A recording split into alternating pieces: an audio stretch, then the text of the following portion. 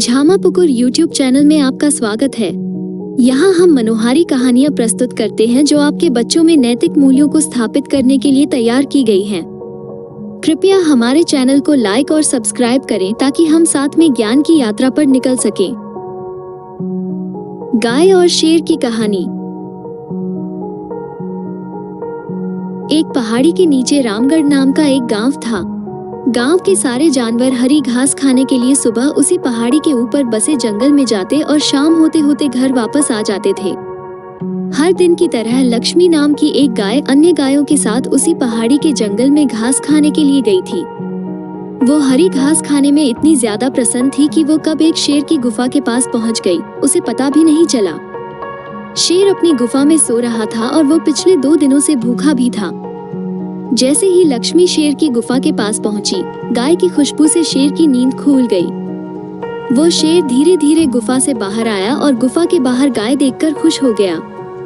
शेर ने मन ही मन सोचा कि आज उसकी 2 दिनों की भूख मिट जाएगी। वो इस तंदुरुस्त गाय का ताजा मांस खाएगा और यह सोचकर उसने एक तेज दहाड़ लगाई। लक्ष्मी शेर की दहाड़ सुनकर डर जाती है। जब वो अपने आसपास देखती है तो वहाँ दूर दूर तक उसको कोई भी दूसरी गाय नहीं दिखी। जब वो हिम्मत करके पीछे मुड़ी तो उसे सामने शेर खड़ा हुआ दिखाई दिया। उस शेर ने लक्ष्मी को देखकर फिर से दहाड़ लगाई है और लक्ष्मी से कहा, मुझे 2 दिनों से कोई शिकार नहीं मिल रहा था, मैं भूखा था। शायद इसलिए भगवान ने मेरा पेट भरने के लिए तुझे मेरे यहाँ पर भेजा है। आज मैं तुझे खाकर अपनी भूख मिटा लूंगा। शेर की बात सुनकर लक्ष्मी डर जाती है। वो रोते हुए शेर से कहती है, मुझे जाने दो, मुझे मत खाओ। मेरा एक छोटा बच्चा है जो अभी सिर्फ मेरा ही दूध पीता है और उसे घास खाना अभी तक नहीं आया है। लक्ष्मी की बात सुनकर शेर हंसते हुए कहता है, तो क्या मैं अपने हाथ में आए शिकार को ऐसे ही जाने दूं?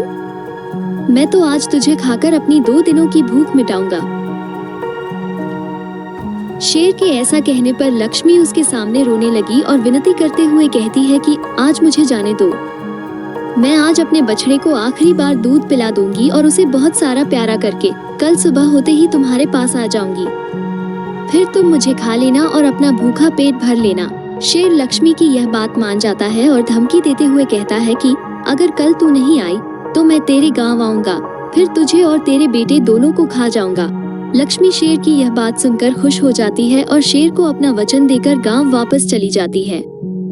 वहाँ से वो सीधे अपने बछड़े के पास जाती है, उसे दूध पिलाती है और बहुत सारा प्यार करती है। फिर बछड़े को शेर के साथ हुई सारी घटना बताती है और कहती है कि उसे अब अपना ख्याल खुद ही रखना होगा।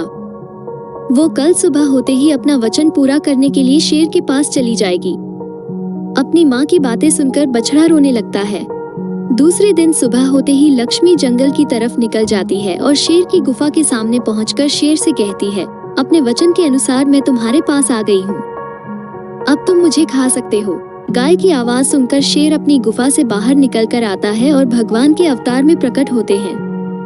वो लक्ष्मी से कहते हैं, मैं तो बस तुम्हारी परीक्षा ले रहा था, तुम अपने वचन की पक्की हो, मैं इससे बहुत प्रसन्न हुआ। तुम अब अपने घर और बछड़े के पास वापस जा सकती हो। इसके बाद वे उस गाय को गौ माता होने का वरदान भी देते हैं और उसी दिन के बाद से सभी गायों को गौ माता कहना शुरू कर देते हैं। हमें जान की बाजी लगाते हुए भी अपने दिए हुए वचन को पूरा करना चाहिए। यही हमारे दृढ़ व्यक्तित्व को दर्शाता है। अगर आपको कहानी पसंद आए तो कृपया वीडियो को लाइक करें और चैनल को सब्सक्राइब करना ना भूलें।